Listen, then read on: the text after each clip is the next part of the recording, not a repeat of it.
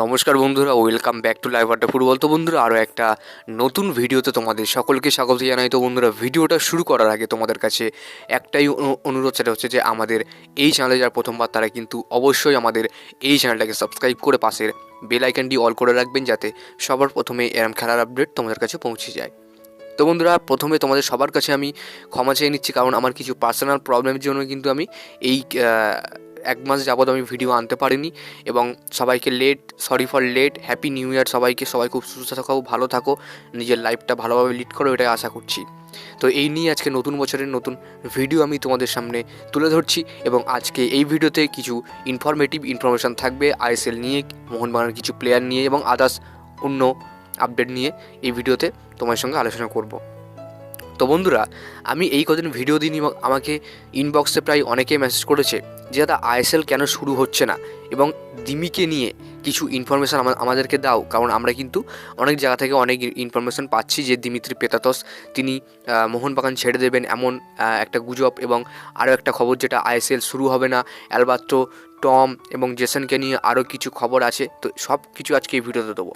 বন্ধুরা, সবার প্রথমে আমরা আলোচনা করব দিমিত্রি পেতাতসকে নিয়ে। হ্যাঁ বন্ধুরা, বড় আপডেটটাই প্রথম দিয়ে শুরু করছি, কারণ ভিডিওটা বেশি লং করব না, সময় নষ্ট করব না, একদম সঠিক আপডেট, সঠিক খবর একদম টাইমের মধ্যে আমি তোমাদেরকে দিতে চাই। বন্ধুরা, সবার প্রথমে দিমিত্রিকে নিয়ে বলতে গেলে, দেখো দিমিত্রিকে নিয়ে যেটা আমরা বলছি যে প্রায় 3-4 মাস ধরে একটা খবর বেরিয়ে আসছিল যে দিমিত্রি মোহনবাগান ছেড়ে দেবে বা মোহনবাগান ম্যানেজমেন্ট তাকে লিভ করে দেবে, তাকে ছেড়ে দেবে, এমন অনেক খবর বেরিয়ে আসছিল। অনেকে বলছিল যে মোহনবাগান তিনি ছেড়েই দিয়েছেন, শুধু অফিসিয়াল হয়নি। কিন্তু আমার কাছে যে সঠিক খবরটা আছে সেটা কিন্তু একমাত্র আমার কাছেই আছে, এবং আমি তোমাদেরকে পুরোপুরি ক্লিয়ার করে বলছি।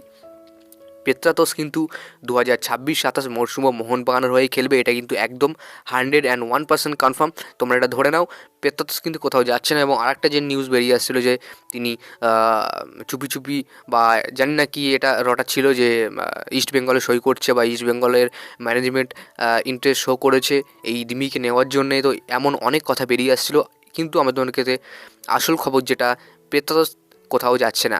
আশা করছি তোমাদের এই খবরটা শুনে ভালো লেগেছে।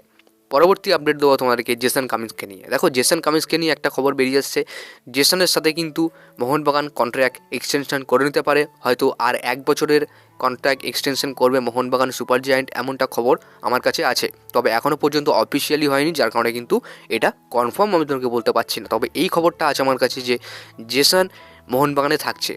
ঠিক আছে বন্ধুরা, পরের আপডেট দেবো তোমাদেরকে ইন্ডিয়ান সুপার লিগকে নিয়ে, অর্থাৎ আইএসএলকে নিয়ে। দেখো, এই আইএসএলটাকে নিয়ে শুধু আমাদের একার মাথা ফাতা না, আইএসএল ইন্ডিয়ান সুপার লিগের যে কটা প্লেয়ার আইএসএলে খেলে সব কটা প্লেয়ারের কিন্তু একই মাথা ব্যথা, যে আইএসএল কবে শুরু হবে।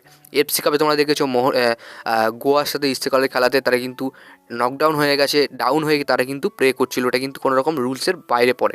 তো দেখো, আমরা সবাই চাই আইএসএল শুরু হোক, তবে এখনও কনফার্ম আপডেট কোথা থেকে পাওয়া যাচ্ছে না, কারণ অফিসিয়াল থেকেও কোথাও থেকে কেউ কোনো আপডেট দিতে পারছে না যে আইএসএল কবে শুরু হবে, কত তারিখ থেকে শুরু হবে। তো এরম প্রচুর আপডেট পাওয়া যাচ্ছে, তবে সবকটাই ফেক।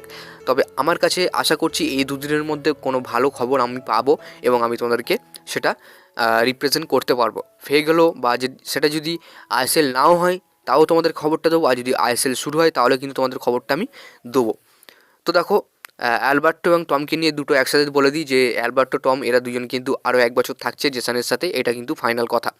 এখনও অফিসিয়াল হয়নি, তবে খুব তাড়াতাড়ি অফিসিয়াল হয়ে যাবে বন্ধুরা। এটা নিয়ে কিন্তু কোনো রকম চাপ নেওয়ার কোনো ব্যাপার নেই। তো বন্ধুরা, যাই হোক, আজকের এই প্রথম বছরের ভিডিওটা তোমাদের কেমন লাগলো তোমরা অবশ্যই কমেন্টে জানিয়ে দিও।